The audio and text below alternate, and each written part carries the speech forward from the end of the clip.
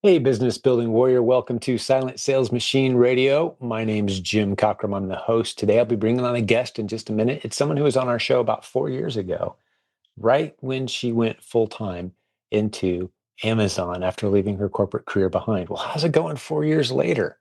What's the reality, the ups and the downs, and the day to day routines of someone who's been doing this for a long time, seeing the changes come and go, the different tools, the different strategies? She's also a coach on our team. She's doing a tremendous job as one of the great coaches in the coaching program. You can read more about our coaching at silentjimdotcom. Jump over there and get the details. But this is Chris Beam today. We're going to talk to her about her business. She sells on Amazon, she sells on Walmart. She's, like I mentioned, had some beautiful results, and she's also had some challenges along the way. We're going to be very transparent about that. Something I love about Chris is she sees it as her responsibility to the coaching students in our community to be familiar with all the different tools and all the different strategies. So she's always trying new things. She probably has used more seller tools in the Amazon seller space than anyone. And at one point in our episode today, she starts rattling off the tools that she's using and how she uses them and when and which ones she likes and prefers right now. By no means do we suggest that you go out and get all these tools. That's not the point. The point is, I think, a couple things. One, we really care about making sure we know what we're talking about around here. So we take a lot of time to invest in educating ourselves and understanding the industry and understanding the tools that are available. And Chris does that very seriously. But the other thing is, she's also doing the business. She's in the day-to-day grind. This is how her family pays the bills, is building a beautiful business that's going very, very well. Sure, she takes her hits, she learns her lessons. She made some bad decisions that she shares with us today. The rug got pulled out from underneath her on a couple things that she'd hoped worked out that didn't. But overall, she loves this business. She's doing great with it. She's using a whole bunch of tools in her day-to-day business, and she explains how that works. So we'll have links to all of that in the show notes for today's episode. Enjoy spending some time with Chris Beam, one of the valued coaches and contributors to this community. We're so grateful to have her on board with us. And let's take a chance now to get to know her a little bit better. Enjoy. So, Chris, welcome back. Good to see you. Thank you for having me. Always good to have coaches on our team and leaders in our community on the show. And just, I couldn't believe it's been several years. I thought it'd been a couple of years. You told me it's been 4 years. That's Almost, crazy yeah. since you've been on the show. So great to see you. I've seen you several times since then, but welcome back to the podcast. All right. So I want to start here since it's been a while. Tell us a little bit of your story, get us up to speed, the brief version, then we'll get into some cool stuff that you're up to these days. So my story is a little bit different than most. I basically started Amazon. I came across it the day after I quit my job. I was basically set to chill for a couple of months and then figure out what I wanted to do. Wanted to do something different, new, exciting. And literally, my last day of work was on a Friday. And on Saturday morning, I came across a YouTube video on tactical arbitrage. And anyone that knows anything about me is that I love tools. Like, give me some bells and whistles and make it look pretty, and I'm all over that. Right. So, tactical arbitrage was my first Amazon love, and it continues to be my top one, right? And I jumped into Amazon. It was downright reckless, I would say. I basically took all of my savings that I had for my, you know, 2, 3, 4, 6 months chilling period that I was planning, and I threw it at Amazon. So it's I basically burned the bridge behind me, and here I was. Only choice was to make it. There was nothing else, right? And I did pretty well. Like my first month, I think I did $6,000. My second month, I did $18,000. My third month, I think it was $38,000. It's somewhere in the Facebook group because I was so excited with those numbers. And it just took off from there. It became a business. It became our family's only income. A year later, I think it was November of 2021, it was Q4, and I had just discovered the magic of selling Legos, right? And I took a couple of days. I'm one of those very obsessive people.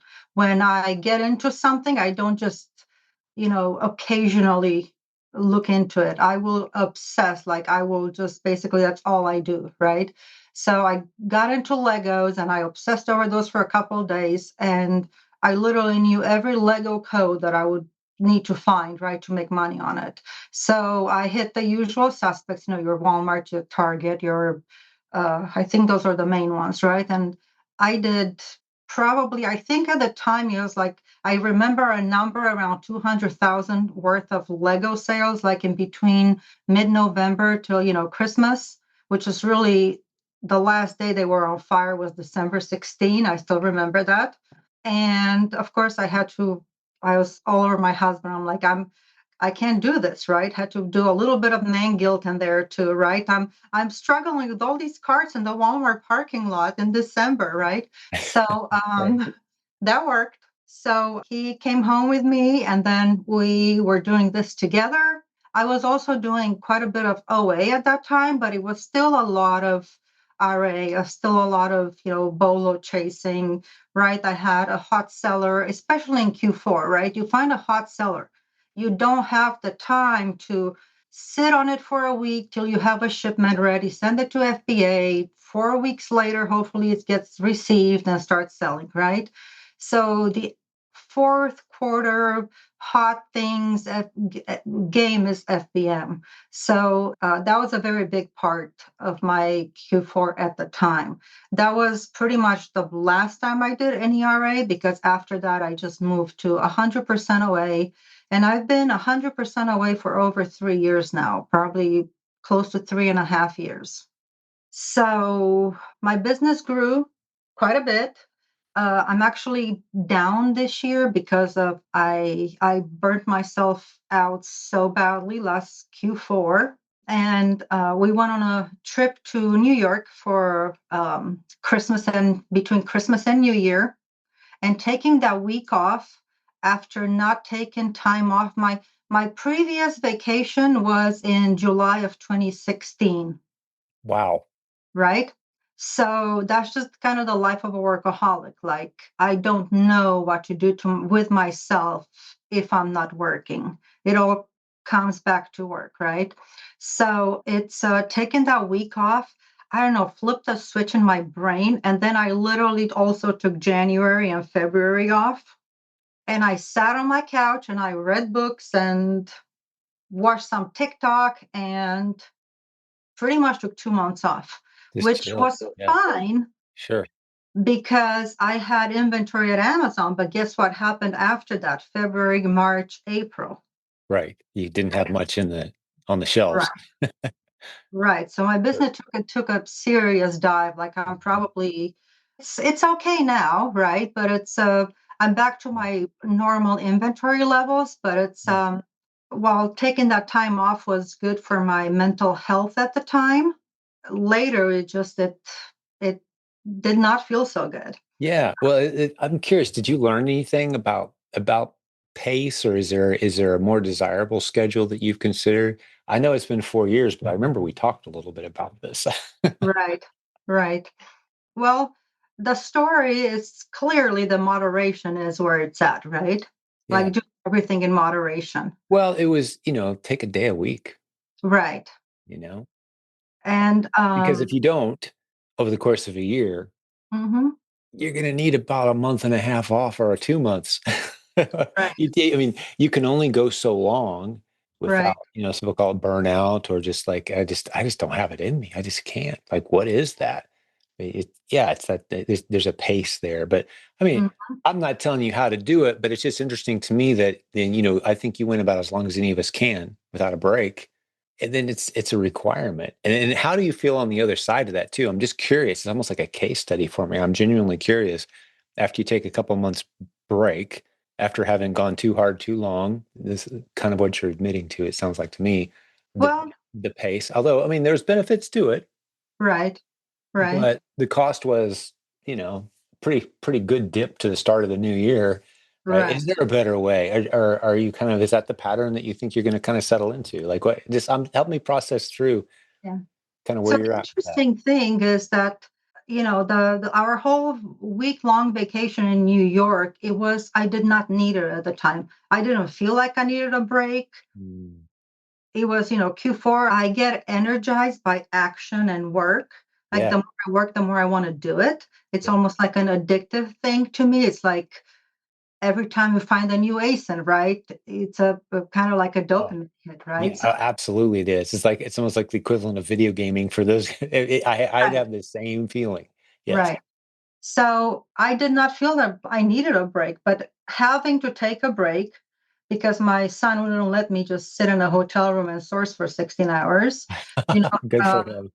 yeah, having to take that break, it just on the other end, it took me days to recover from the vacation, and then it just, I don't know, slid into this pattern of like, oh, I earned another day of reading on the couch. Oh, I earned this week off, right? Which I did, but at the same time, I mean, I don't feel, guilty about it. I'm probably too selfish to feel guilty. Whatever I do is fine because it was my decision to do it. Mhm. But at the same time, it's, I my business dropped about 200,000 like rolling 12 months. So that does not feel good, you Sure. know. Yeah. It's I can do better than that. But yeah, it's moderation is everything, and that is something that I haven't mastered, and I actually haven't even practiced moderation my entire life. Right? If we're doing this, we're doing it. Right? That's all we do. Yeah. So It reminds me, I don't know if this is helpful to you or not. It's just occurring to me that among athletes, like I'm a runner okay.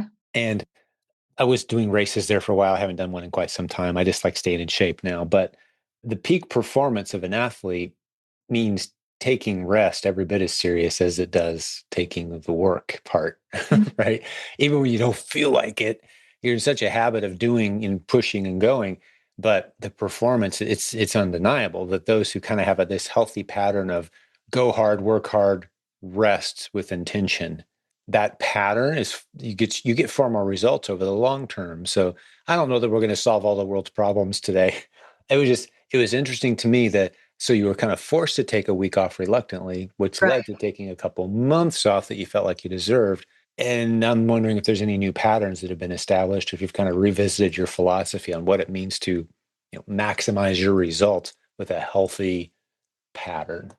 It's a fascinating topic to me. Maybe, to the listeners, maybe not so much, but if you're going to do something over the long term with maximum results, what does that pattern look like? I love studying and exploring those things. I certainly have my opinions, but I was just kind of curious where you've landed on those. So now I'm trying to schedule things somewhat. So I have my Tuesdays and Wednesdays are my coaching days. And I also have like any masterminds, any other meetings, I try to schedule it during those days because I like to kind of time block that way. Hmm. So those are my coaching days, and those days I don't really source. And, for me, Tuesdays and Wednesdays are not the best sourcing days anyway, right?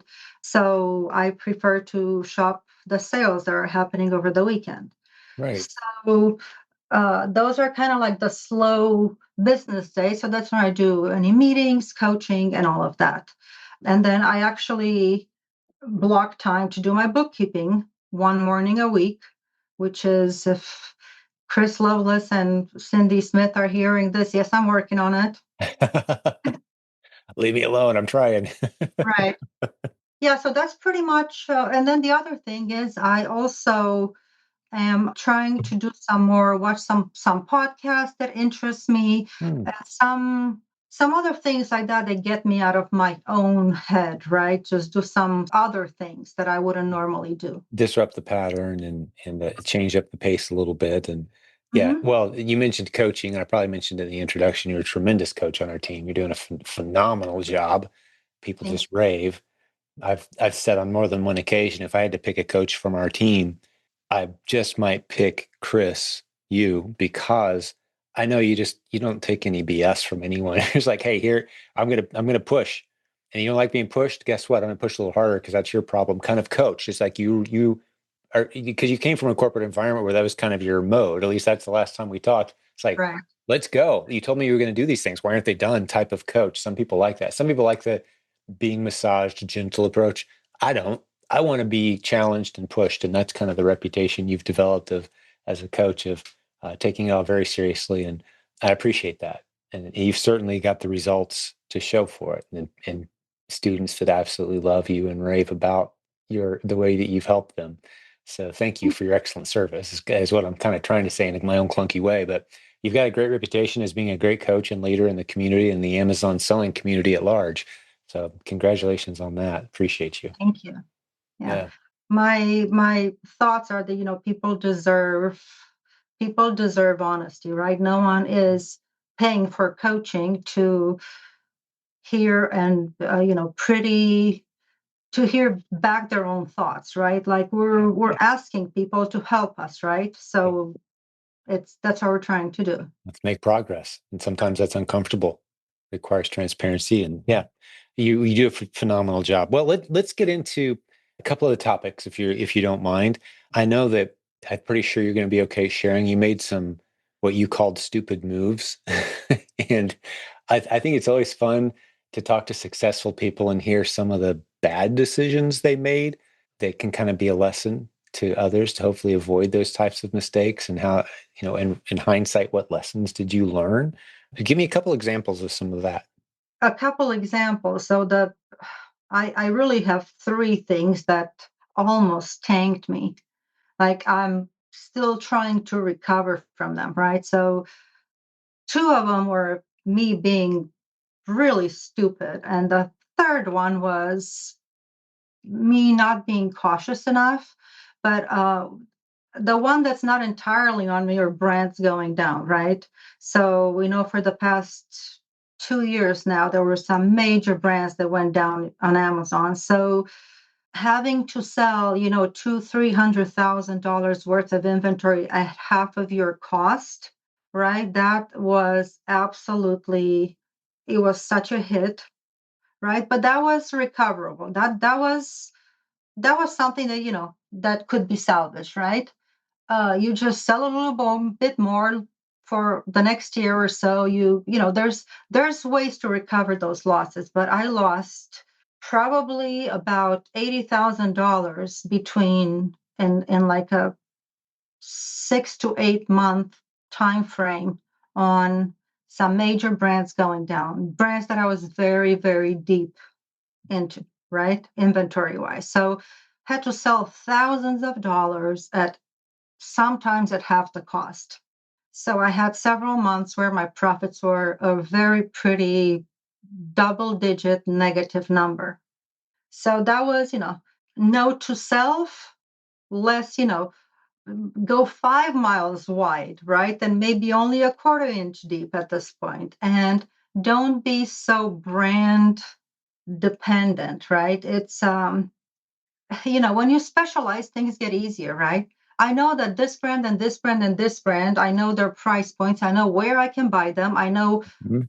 when to buy them, right? You know things, so it becomes easy. If it's Mhm. easy, it's convenient, right? So we want to do more of what's easier and convenient than what we know. So I went a little bit too deep. It wasn't too deep for regular sales, but it was definitely too deep for when the brands went down with, 30 or 60 days to sell out and 500 other sellers with the same inventory levels on the listing. So that is a note to everyone. It's, just if you get too comfortable and it's becoming too easy, just catch yourself and maybe reassess a little bit. Don't be so dependent on your top sellers. Yeah. Because every It's the time same we kind of advice I give. I've heard people talk about like if they're a consultant, let's say, and they've Mhm, got 20 clients, mhm, and one of those clients is 40% of their revenue. That's not a great place to be, right? Because you lose that one client and you've lost a lot of revenue, right. and you've got most of your time and attention on one thing, Mhm, kind of at the neglect of the others. You want a little bit more of a balanced portfolio in that regard. And I think the same thing kind of applies to ASINs in our business. And I've been using that exact analogy. I don't know if you've heard me say it or not. I've been saying 10 miles wide, quarter inch deep lately. mhm, We used to say inch deep, mile wide when we talked about diversification. And now we're saying Why not go 10 miles wide and sell just a few units instead of going hundreds of units deep in anything, or Mhm. instead of committing 5 or 10% of your portfolio to one brand or even to one category? Why not diversify?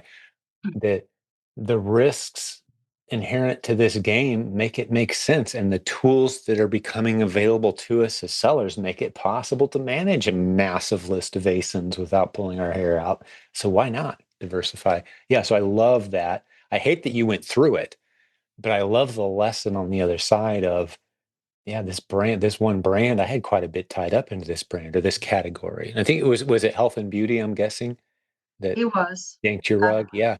Yeah. I mean, that category got kind of decimated. So people that were heavy into that. And the other one that I know happened to people is Nike, for example, which was another easy rabbit hole to fall into because there's so many right. Nikes. But you look left and look right, and all my ASINs are Nikes. That's not a good place to be. Right. Yeah. I Great actually lesson. pulled a report at some point this January. I pulled a report of all the ASINs I had in September of the previous year. So like September 2023 versus what I could still sell this January. And it was over 92%, I think, of ASINs I could no longer sell, or, maybe no longer existed on Amazon. It's It's a lot of ASINs to churn through. right. It's basically like having to constantly rebuild, right? You lose a brand that you have 300 ASINs in, right? That's a whole business for many people, right? So basically you have to make it up. And I've been playing this game, and I think diversifying not just in ASINs, but also brands and categories is crucial. It's every time we're a little bit too heavy in one category, like we need a balanced portfolio, right? Then, like once a quarter, that needs to be rebalanced, right? So it's something that's absolutely crucial. And every time I hear a coaching student say, "Oh, I want to get into beauty," I was like, "No, just just run. It's not for the weak. I mean, it can be good, right? But not build your entire business in one category, because it's when something goes down, it can be quite painful."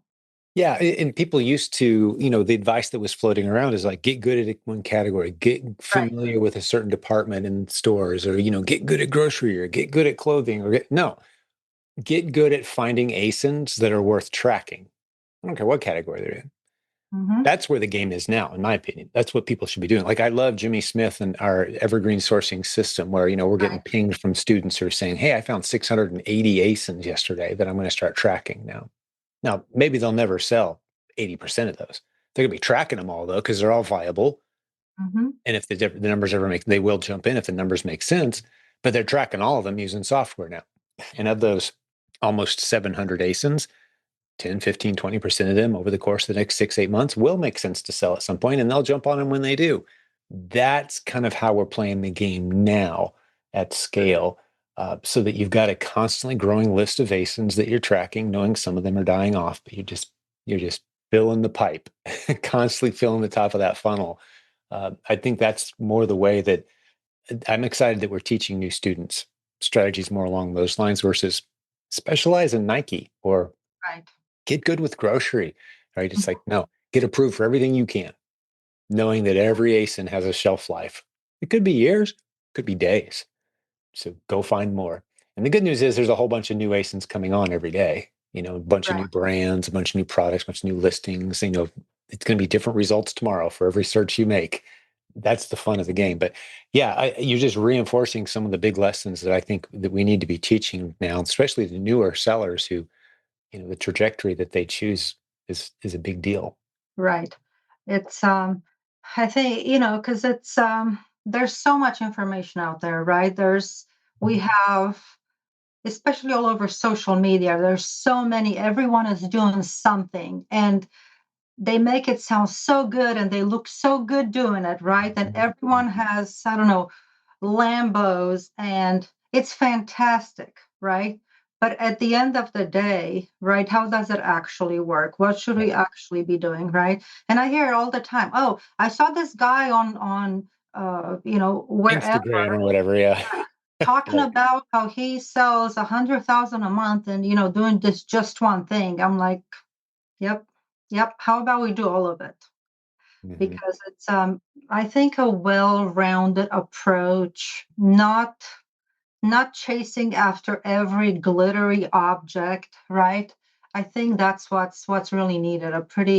A solid base, being diversified across the board, and kind of staying the course a little bit versus constantly going to the next thing. Oh, I saw this guy today. I see this other guy tomorrow, right? So that's something that I do come across a lot. I think it's part of the value that a coach provides is kind of helping you stay focused, stay on track, stick to the plan. The shiny object syndrome is very real. I mean, we see all day, every day people who, this is the 50th thing they've tried. It's Hmm. the nothing ever works crowd, right? Well, it's because you spend about 3 days and then you realize, oh, this involves work and you move on. Right. Every newsflash, I've been in e-commerce for 24 years. I have not seen a way to make money online that doesn't involve real work, blood, sweat, tears, risk, work, sacrifice, commitment to the process, right? You've got to stick to it. And the reason we teach what we teach is I believe this is the lowest hanging fruit business model out there, but it's still risk and it's still work. There's Hmm. still a process you got to follow, and nothing just falls in Absolutely. your lap. But I think the internet has convinced a lot of people that business is somehow easier when you push a few buttons and use the internet and follow somebody who has a flashy car and a pile of cash in their ads, right? That's what we're fighting against. But the people who end up building real businesses understand that anything worth having in life means work. And that's why I think you're such a great coach. You're very realistic. It's like, yeah, this is going to be work. There's a commitment to a process here. Yeah, and it's another thing is that I do everything myself. Yes, I have a prep center. My husband is still home. He deals with returns with there's some things that I do bring home now, not so much to a prep center. I've actually moved probably half of my business back home Hmm. instead of I still use a prep center, but only for the stuff that I buy that I would have to pay sales tax otherwise. Everything else that's no sales tax is actually coming home, and it's been working very well. It sometimes I have to get involved with that, but it's usually just if there's a problem, right, when sending the shipment or anything like that. I don't touch merchandise in any other capacity, right? So, but I still do. A lot of times people are surprised to hear that I don't use VAs or anything like that. I actually tried again a VA for a couple months. And again, it just does not work for me. I do all my sourcing, I do all my buying, I do all my reporting, I do all my pooling invoices and submitting to Amazon for anything, right? I do all my account health, I do all of these things. I am very quick at it, I am very efficient, and I know what to do. But for others, it would be much more helpful to have a service that does that, right? I think Nathan Bailey was mentioning that there's a service now that does account management, right? Yeah, we've through Hummingbird, I'll stick a link in the show notes. Yeah, we've got a good number of clients. They do your day to day, all those pain points Yeah, that you mentioned, plus a whole bunch of others, reimbursements and, Amazon, an IP complaint or a health issue or whatever. They just keep it clean so you can just focus on your business. right, Yeah, depending on the size of your business, they adjust the pay scale for that. But yeah, you know, that makes you a very valuable coach. But if I was coaching you, I'd be constantly trying to talk you out of some of that just because of right, the sustainability, long term, right, build an asset, not a job for yourself kind of stuff. You'll have to do it eventually. None of us are, built to last forever. We're gonna have to transition these things to someone at some point. But for now, you found your groove right. and it's working really well for you. I think the most valuable or where most sellers would get the most value out of a service like that is not necessarily freeing up time, because to me, time does not matter that much. I would rather spend the time working anyway. But to me, the most valuable is that people don't know what they don't know. So Mhm. you take 80% of the sellers in the first probably year or two, they don't even know that they should be doing this.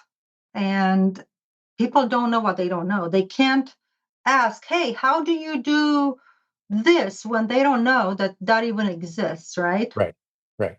That's where having a service to do that, or someone to tell you or ask you about it, that's where I see the most value in it. Yeah. I think that's a lot of the value of having a coach too, Right. is people are asking the wrong questions. Yeah. And a coach forces you to understand, here's the questions you should be asking, and then helps you answer them instead of being over here on the wrong side. A lot of brand new sellers, for example, they come in and they say, I want to launch my own brand of vitamins. How can you help me do that? That's the wrong question. You have a 1 in 50,000 chance of coming in as a new seller and launching your own brand of vitamins on Amazon successfully. It's not going to happen. Wrong Mhm. question. I got to convince you, here's the right question you should be asking, and here's the process. And we'll get you there over time, maybe. But same thing, like even with people come in as brand new and they say, I want to learn wholesale. They're convinced that they want to learn wholesale.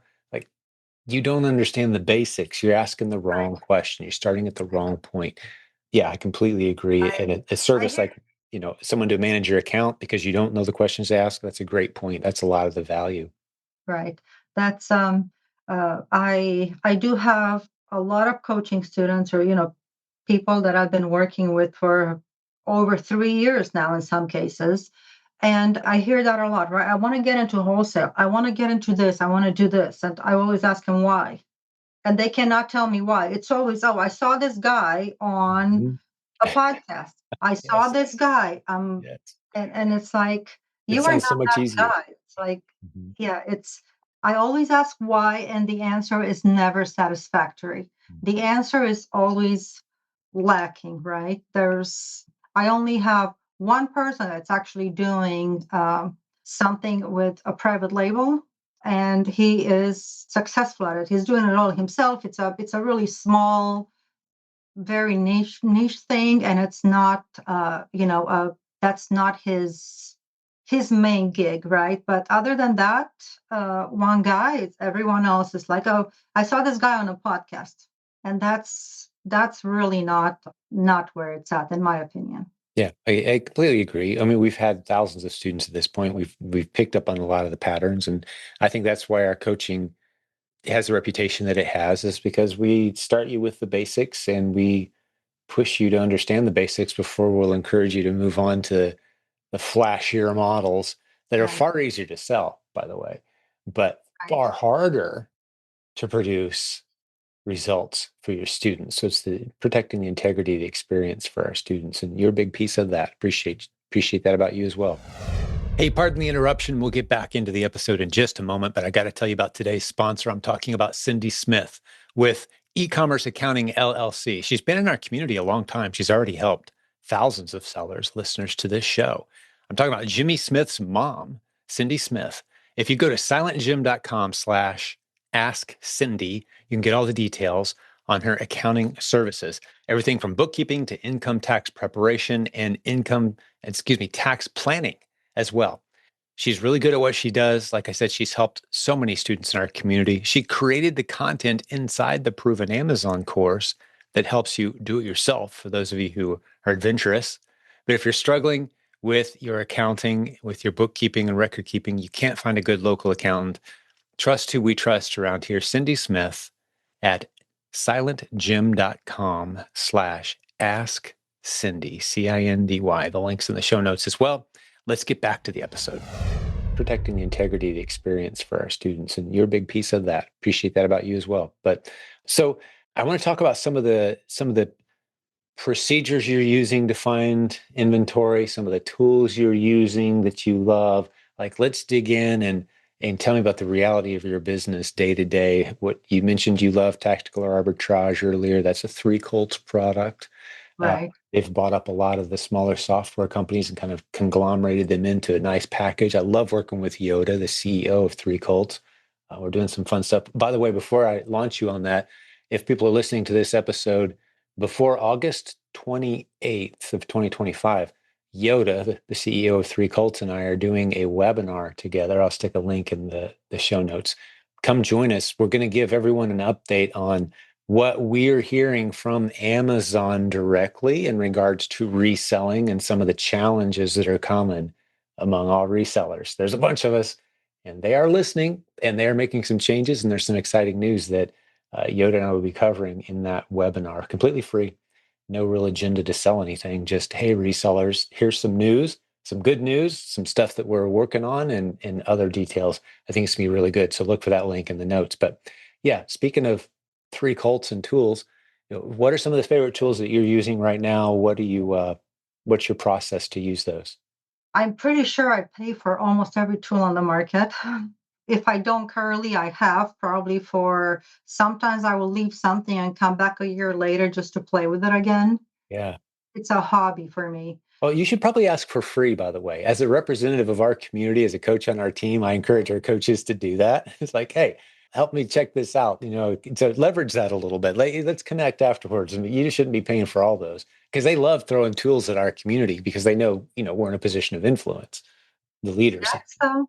Well, then in that case, maybe I don't have enough tools. Maybe I need more. Yeah, seriously, we'll connect afterwards. Because when you're in a position of influence, they love seeing you use their stuff. Right. I'm basically married to certain tools that are non-negotiables for me, right? So that would be for sourcing, I use mainly tactical arbitrage. So that's sometimes I'll just play with tactical arbitrage even when I'm not sourcing. I just sit there and clean up my ASINs and I find something that could be nice in a few months. So I save it and I run updates and maintenance, things like that. But tactical arbitrage is still my main sourcing tool. Then I do use, what else do I use for sourcing? I mean, I do Replan dashboard is fantastic for replans. Then you have 3P Mercury. I mean, all the filters and the whole being able to basically quickly find what's good right now, right? That's fantastic. I also use Sellerboard, which I only use it for a couple of things, and that's just to verify my replenishment quantities. And then one thing I like with Sellerboard is the fact that it gives you a very granular breakdown of all the fees and all the costs associated with Amazon for that particular day. So the other day, a couple days ago, I was looking like, why am I at 6,000 in sales, but I lost $200 today, right? Like that does not add up, right? So it's turns out it was some storage and it was some big inbounds and there was some big returns and some other things, but I would not have known, right? Other than, just digging into that particular day. You can also do the same thing with Inventory Lab, right? It's which is my inventory management software. So as far as the tools that I use on a daily basis, that would be Inventory Lab for inventory management and shipping to Amazon. Amazon made some changes at the end of last year, right? It had to be right at the end of Q4, because it can't be easy, right? It has to be, yeah, Maximum inconvenience, right? correct. So Amazon made some changes. The Inventory Lab people, the 3 calls, right, had to react to those changes. They had to redo the entire software. It had to be tested. All of that was happening during Q4. So there's been a few errors here and there. And even with all of those, it's still just the gold standard, right, of inventory management and shipping software. I have all of them, and nothing else comes close. So that's my favorite from inventory management. Then we have for sourcing, I use tactical arbitrage mainly, but The repricer I use is SellerSnap. SellerSnap, just best thing since sliced bread. However, SellerSnap is not for everyone. SellerSnap is for those that do well over 100,000 a month, right? And have where SellerSnap excels is where you have a lot of inventory in one ASIN. What it does best is increase that price.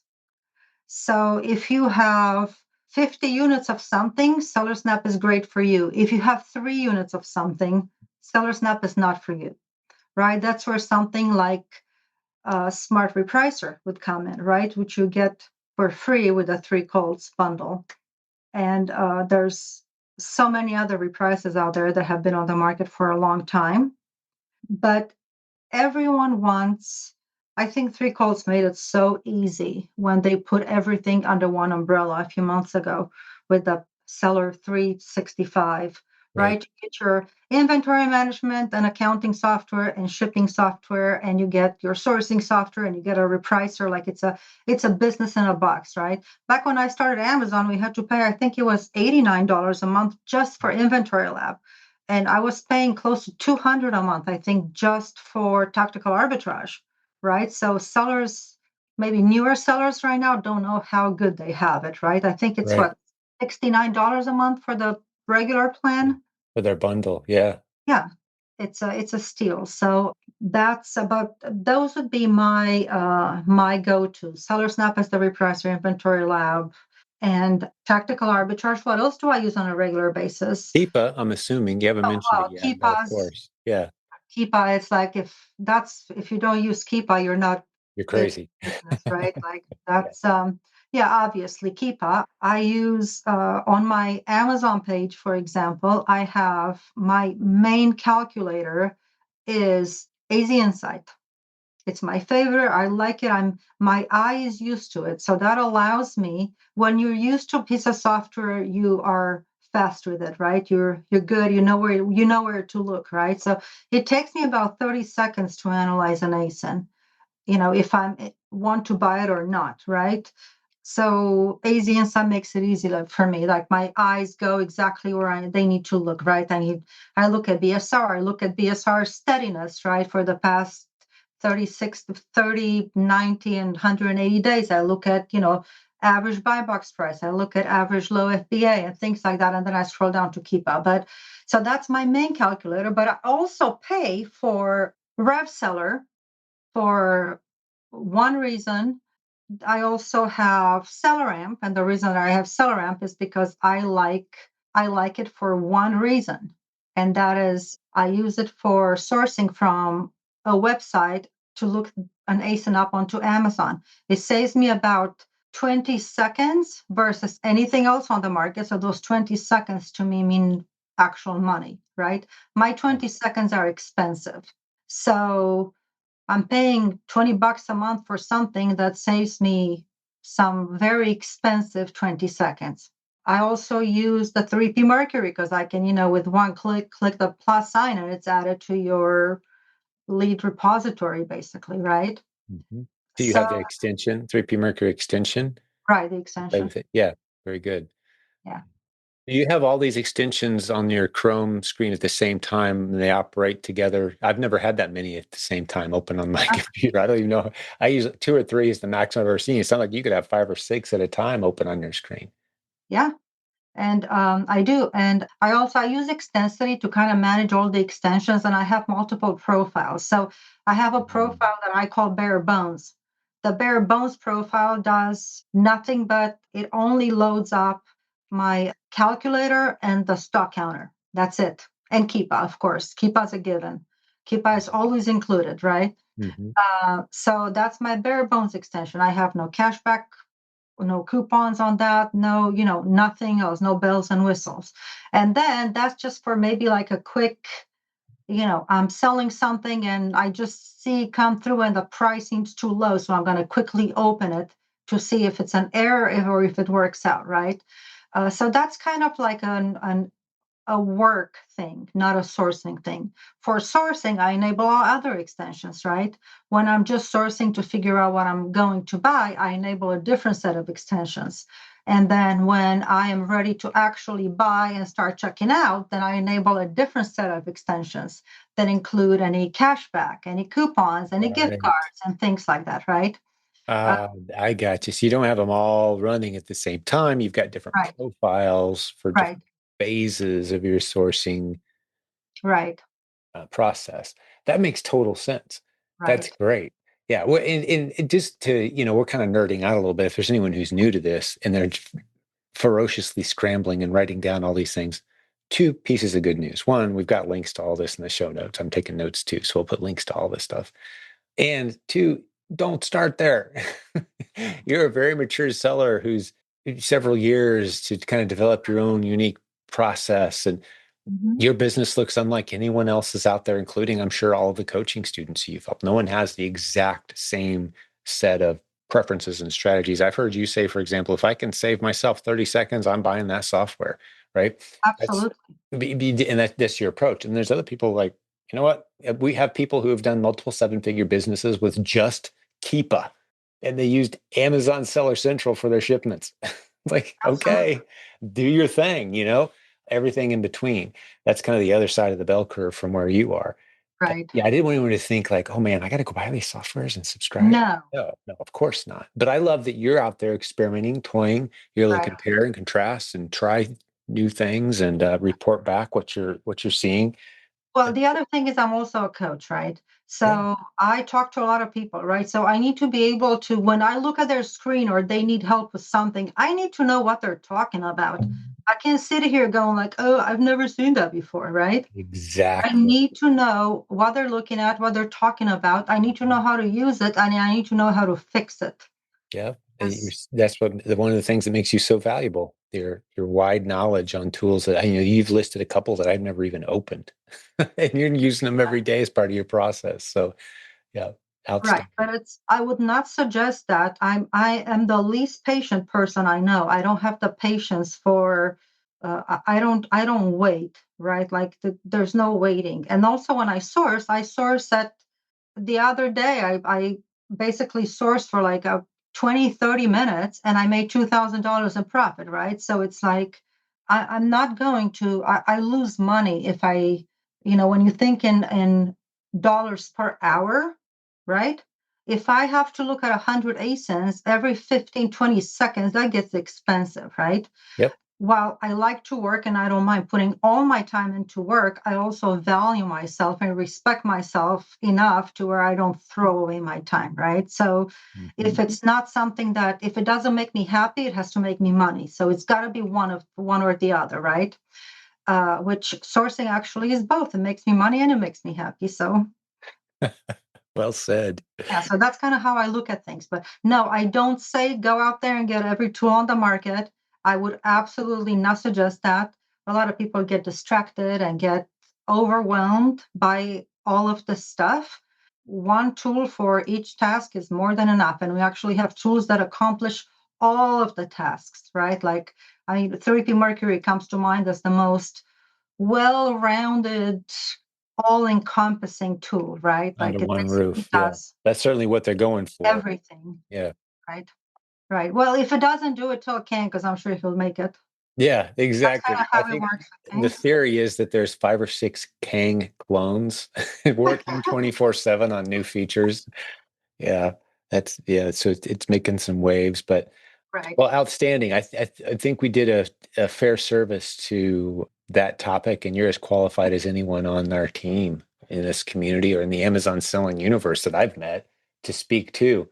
Yeah, seen that tool, been there, done that. Use it, don't use it. Here's why. Here's my thought process. You could probably have a review service as another income stream of all the things that are going on out there with the different tools. And it's a good way. I have learned over the years, it's a good way to make friends and enemies, though, quickly, is to say anything negative about anyone. And all of a sudden, like, oh, well, I guess I probably should have kept my mouth shut. So I don't know if being a critic is the best business model or not, but yeah, And if tremendous there's value. anything negative, I would literally just message the owner of the tool, right? And be Yeah, like, you need you to could work fix on this, right? it. Exactly. Rather than going public. Yeah. Mhm. Well, the only thing that I would like to get into just a little bit as we start to wrap this up is I know that you're playing around on Walmart a little bit, I heard, right? So I've been on Walmart for 4 years now. Okay, so you're I didn't realize that. So you've been in there quite a bit. Yeah. How's it Right. going? What do you think? What's the future look like? Are you excited? You enjoying it? Well, if we had recorded this about a month ago, my answer would have been quite different, right? We all know the rug pull that just happened at Walmart, right? I lost over 90% of my catalog and I was selling it at night and I woke up in the morning and it was gone, right? Like, Wow. Because it was primarily the health and beauty category, correct? yes, and actually my Walmart is kind of a seasonal thing for me in terms of, and when it comes to seasonal, don't think Christmas and back to school. I'm thinking seasonal as in when I feel like doing more with Walmart, Right, right? right, sure. So it's like last June, I think it was. I went absolutely crazy on Walmart. I sourced for nothing but Walmart for a whole month, right? I sold a lot on Walmart. It was fantastic. And then I just did nothing for the next couple of months. And then I did a little bit more of that. And so I've been on Walmart for a long time. It's never been anywhere close to Amazon. So Walmart has always been a very secondary market for me. Sure. Uh, it was obviously my preferred when I got stuck with thousands of units that I could no longer sell on Amazon. Where did that go? Walmart, right? So I liked Walmart. It's obviously nowhere near Amazon in terms of the platform and how well it's put together. I guess if I can say that. But is there still a Walmart for third party sellers? Absolutely, right? Did many of us take a serious hit? Also, yes. Are we going to leave Walmart altogether? I think that would be reckless, right? Like, yes, I would love to throw a fit and say, like, Walmart, I am done with you, right? We're all leaving, right? To make a point. But it's in the real world, right? There's a Q4 coming that guess what? You're gonna make sales on Walmart, right? So as much as we'd like to show them sometimes it is still a viable market. Yes, absolutely. But it's very category specific at this point, right? So we know that beauty and personal care is pretty much done. A few of us got invited to the vetting process, but and I know a few people that we all submitted our millions on Amazon, right? And all the thousands and tens of thousands of units that we've been selling in those same brands, right? That we're now restricted in. And we're flexing our Amazon numbers, but I'm already seeing denials, rejections. So for people that sell even more than me or a lot more than me. So it's pretty safe to say that that category is shot. Supplements, pet, anything baby, child, but there's a lot more to sell, right? So if we start looking at less, we all want to sell the sexy products, but it's really gotta think boring, meat and potatoes. I now sell stuff on Amazon that I don't even know what it is. I could not tell you what it's used for. Like I have no idea, Yeah. right? Yeah. A And, lot of my catalog. Well, I've never even looked at a right, picture of it. It's just an ASIN and some numbers. I right, don't even know. The description's useless to me. What it does is even more irrelevant, right? right. Like I can tell you everything about makeup and I can tell you about ingredients and I can tell you about colors and I can tell you the shade is not going to sell. But it's I think just again expanding categories because had we had a very well-rounded business, just like with Amazon, when so much beauty went down, the hits many of us took, right? Same with Walmart, right? And it's about the same categories, right? That are getting hit. So you have supplements, you have beauty, you have children's products. So but luckily there's a lot more than that to sell, so we just need to I think regroup and start learning some new categories, some new brands. And yeah, it's going to be a little bit slower going initially, right, to to kind of rebuild in these new categories and new brands, but it can absolutely be done. I mean, if to me, I like to see things as a challenge, because if I see it as a challenge, I already know that I made it, because I will never fail a challenge, right? So if I make everything like a challenge, I already won, because I don't give myself the option not to. So if we think that way, I think it's going to work out. Yeah, absolutely. Well, yeah, more and more people are shopping online every day than they ever have, and the two big players are Amazon by a long shot, and then a long distant second place, Walmart. And so that's where we play, knowing that the shelves aren't going to fill themselves. Right. And there's opportunity there, but yeah, always some interesting challenges and curveballs for sure. But after doing this for 16 years, drama comes in waves, quickly followed by opportunity from those who are willing to focus on the lesson instead of the loss and pivot into whatever that next opportunity is. That's the game, but huge bright future for sure. But it is work, like we've said the whole time. We can't spend all of our time being mad, right? Like, Of course yeah, not. I was the biggest drama queen the morning I saw that all my stuff crashed and Rightfully so. right. So it's like, but it's not going to solve anything. So I threw a hissy fit and I just moved on. So now we can either continue or we can just keep crying about it and, put it on eBay along with everyone else and hope in the next 3 years we sell through our stuff at a loss. But it is what it is, right? Is the name of the game. Now there's whatnot. There's so many other ways to liquidate, and then Facebook Marketplace. Yeah. build. Yeah. Oh yeah, absolutely. Well done. Yeah, you're a great leader, like I said, and you've inspired and encouraged and coached a lot of great people in this organization for a long time now. So thank you for all of that. Is there anything that you were hoping to get to before we wrap this up? I think we've had a really good, and I know your time is so valuable too. I'm like, you're going to have to invoice me for like $3,000 after this episode, because I know that's how much money you'd have made had you been sourcing instead of hanging out chatting with us today. So I really appreciate you, Chris, seriously. But anything you want to hit before we start to wrap this one up? Not that I can think of right now. We can always obviously continue a conversation in the Facebook group. I'm available for chats if anyone has specific questions for me. It's if the questions can be asked in the group in a post, maybe tag me so everyone else can learn. Because I get a lot of messages that would so apply to everyone that sells on Amazon. Yeah. So Yeah, if I do too. And what I'll typically do is say, "Hey, great right, question. Do you mind posting it in the group?" And right. there's the link. And the next Mhm. thing I know, they've jumped over there, and someone way smarter than me has already answered it. Right. So yeah, that's a great way to handle. If you have this instinct, "Oh, I want to reach out to Chris," don't be shy. In our Facebook group, it's quite a resource, and I use it all the time myself when I have questions. So jump in there, ask your questions. We're here. There's no stupid questions. No one's going to make fun of you. It's part of our culture that we're here to encourage and equip even the newest of new sellers who are asking the wrong questions. We want to help shape out your trajectory. So yeah, great tip. Absolutely. And this is a lonely business. Really can be. That's right. Yeah. It's so that's why I'm actually glad when I have coaching, because sometimes that's the only time of the week that I actually see other people. It's or actually speak to someone. If it wasn't for coaching and a few masterminds, I'd be a total hermit. So Mhm. that's a trap that we can all fall into.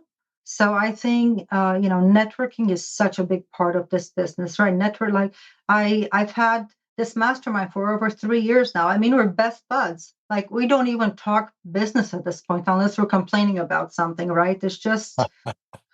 friends just yapping, right? So Yep. it's networking and masterminds and having a group and having sourcing buddies. That is such a necessity in this business. So yeah, Yeah. absolutely. I would definitely encourage everyone to use all the tools. Yes. All the resources available, a lot of free stuff available to the listeners today. Well, thank you, Chris. It's been a pleasure hanging out with you. And for those who have more questions or want to continue the conversation, I think Chris gave us a great suggestion. Hop into the Facebook group. It's free. We just passed 82,000 members. It's a bunch of business building warriors out there doing the stuff we talked about today and using their own creative strategies to make it happen. Silentjim.com has a link to that, as well as the notes that accompany this video, audio, wherever you're watching it. Just scroll down. There's going to be a lot of links. We talked about a lot of stuff today, so that's all there for you. But thanks for hanging out with Chris and I today. Hopefully you had as good a time as Chris and I did. If this is one of the first episodes you've ever heard, you should know that we've got hundreds of interviews with students from our community talking about their businesses. That's what our show is primarily. Just scroll back in time, enjoy some of those other episodes. It's there to encourage and equip and aspire you to build something beautiful of your own. Hey, Chris, thank you so much. We'll do this again. We won't wait 4 years this time, okay?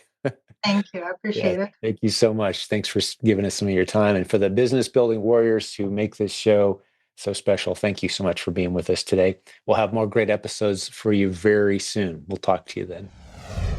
Hey, thanks for listening to today's episode. Before I let you go, a quick reminder, you want to go to silentjim.com/askcindy to talk to someone about your accounting, bookkeeping, tax planning needs. They're very unique as an e-commerce business owner, and odds are you're having trouble finding someone local who gets it. You're probably paying more in taxes than you should be. Have a conversation with Cindy and her team. Tell them we sent you. Go to silentjim.com/askcindy to get all the details. Thanks for listening. We'll have more great episodes for you very soon.